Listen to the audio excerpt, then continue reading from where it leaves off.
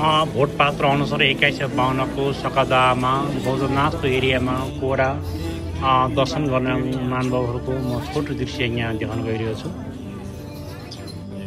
महायानी हिमाली बौद्ध धर्म अन्तर्गत भोट पात्र अनुसार यस वर्षको सकदा मेको 28 तारिकबाट सुरु भएको छ र त्यसपछि जुनको 25 तारिक सकिन्छ भने सकदा पूर्णिमा चाहिँ जुनको 11 तारिक परेछ।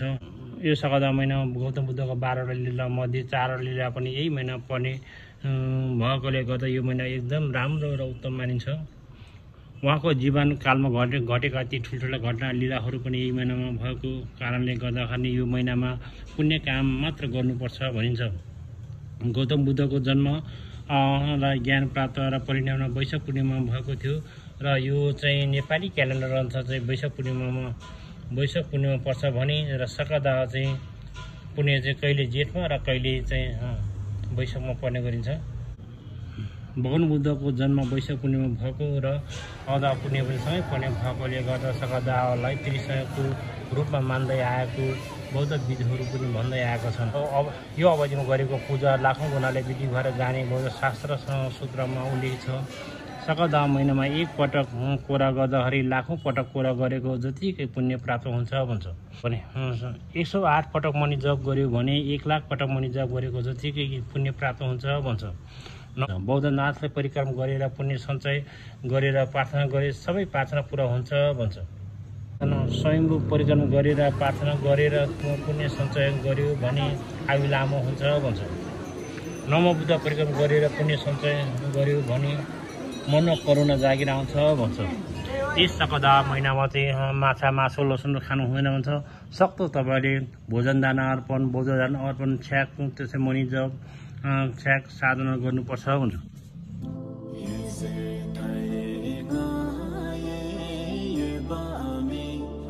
पुण्यतिथिमा अन्त बौद्ध पर्व भइरहेको छ।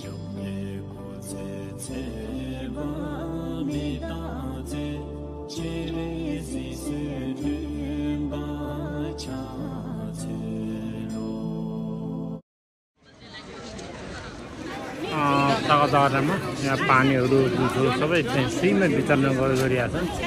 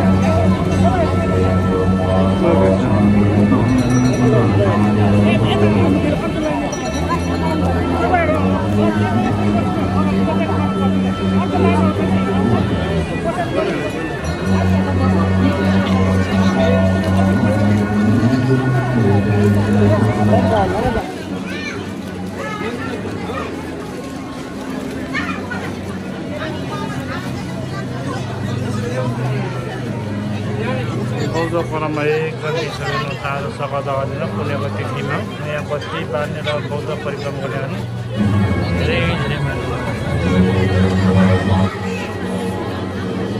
मान्छे हराउने भेट्न सक्छ नि यहाँ।